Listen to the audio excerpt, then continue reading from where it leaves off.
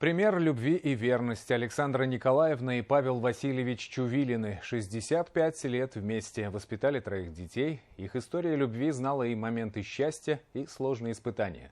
С супругами пообщалась Анастасия Чебаева. Плохая память. Отеки ног. Глаз один плохо видит. Она его и глаза, и уши, и теперь уже личный секретарь. Когда зрение стало подводить от написания стихов, Павел Васильевич не отказался. Супруга Александра Николаевна подставила свое хрупкое, но надежное плечо. Теперь в строчках уже не история любви, а скорее история болезни. Отеки ног, глаз один и плохо видит, зуб болит, мешает есть. Вот такой букет болезней у меня сегодня есть. Еще при первой встрече в 56-м рядовой советской армии, вернувшийся в отпуск, понял, что забыть эту девушку едва ли получится. Случайное знакомство с подругой племянницы переросло в 3-летнюю переписку на протяжении всей службы. А по возвращению еще пришлось и поискать возлюбленную, которая незадолго до этого сменила жилье. Так что, отыскав, долго не думал, через 3 месяца сделал предложение. Очень внимательная, такая ласковая. И мне вообще, поработила. Во-первых, по письмам понравился. Он все время так душевно писал. И это, как сказать, честный человек, я поняла, порядочный. Вот. И на лицо симпатичный. Он фотографии прислал мне и в профиль. Ну, какой симпатичный, и надо же. В порядочности друг друга они еще раз убедились после рождения первого ребенка. В деревне парализовала маму Павла Васильевича. Пожилой отец уже не справлялся.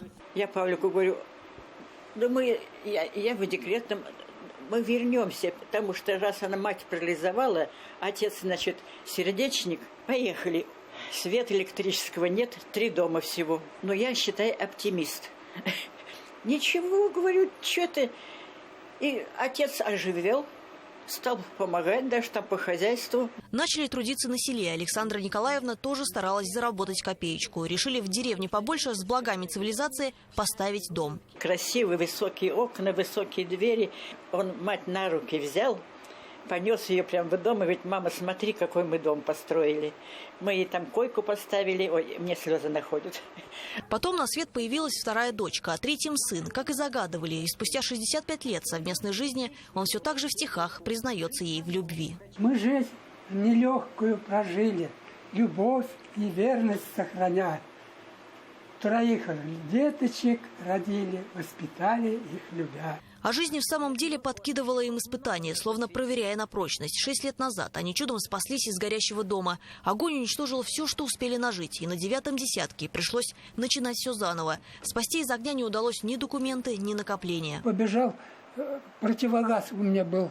Побежал, его взял, пришел.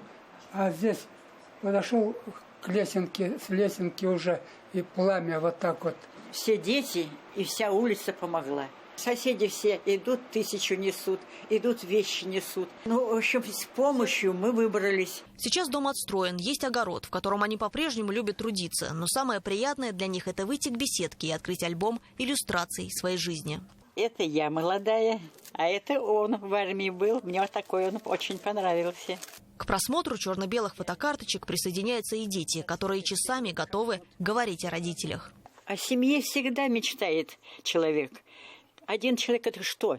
Я горжусь своими детьми.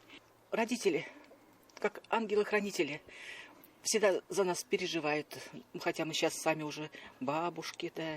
Вы для них всегда маленькая Света? Наверное, так. Наверное, так. Не признают во мне бабушку, да. Отец мой, деда Павлик, мы так его зовем. Но от отца я никогда в жизни не слышал мата. Никогда слова не было матершинного. Трудолюбивый. Да, трудолюбие. Я поражаюсь, конечно, ихнему пороху. Мы видели, что на протяжении всей жизни они как заботятся друг о друге, как уважают друг друга. Вот они по жизни друг друга так поддерживают. И вот даже сейчас они уже старики, живут одни. Мама приболела, папа за ней ухаживает. Папа приболел, мама за ним ухаживает. В словах детей есть для них истинное счастье, признаются супруги. И главное их нажитое богатство – это не дом и не деньги, а дочери, сын, внуки и правнуки. Семья – наша радость. И рядышком каждый день. Как хорошо, что мы все вместе. Анастасия Чебаева, Булат Садриев. Новости. Уфимский район.